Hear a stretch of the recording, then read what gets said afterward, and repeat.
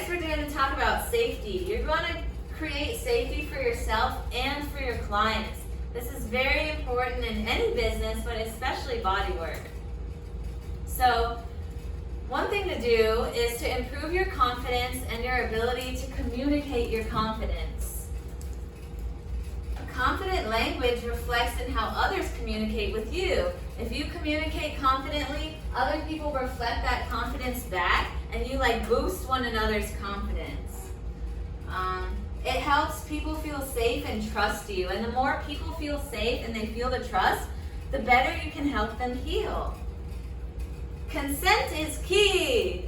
Remember, you can always say no to anything at any time for any reason or no reason at all. You don't even need to explain yourself for saying no. You can explain yourself, but you don't have to.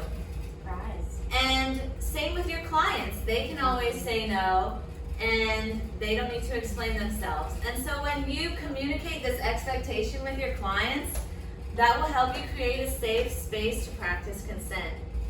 And it reflects in others. If you allow yourself to say no to stuff, other people will feel comfortable saying no to you. Consent is reversible. You can say no to something even if you've already agreed to it, even if you're in the middle of it. You could be giving someone a massage and then just decide you don't want to be doing it and stop. That is totally fine. And your client could, in the middle of it, decide they don't want to receive the massage.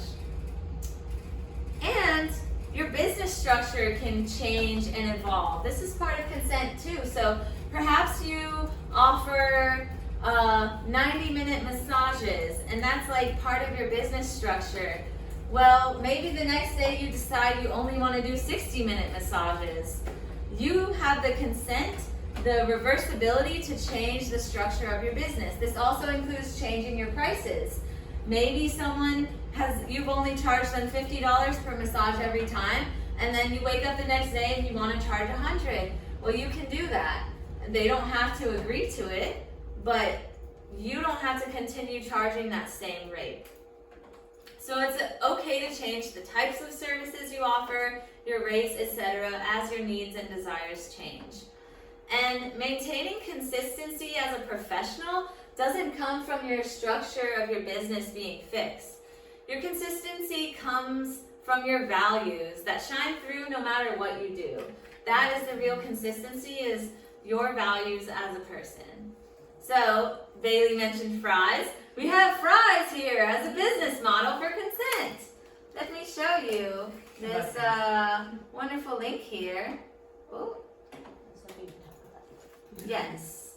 Hold on, I don't know why it's in edit mode. Okay, I'll click the link here and show you the acronym. This is very useful.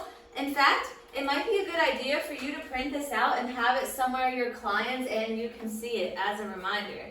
So this is what consent is. It's freely given, reversible, informed, enthusiastic, and specific. I'll give a quick rundown. There's also an explanation here, and there's lots of information on the internet related to this acronym. Freely given means consent is given and taken at people's own will. So for example, if you're telling someone they have to stay in this space, they don't, and then you ask them something else that you want them to do, they can't consent to that because you're holding them hostage. So another thing to think about is in the prison system, prisoners cannot consent to really anything that they have to do in there because they're literally being held hostage.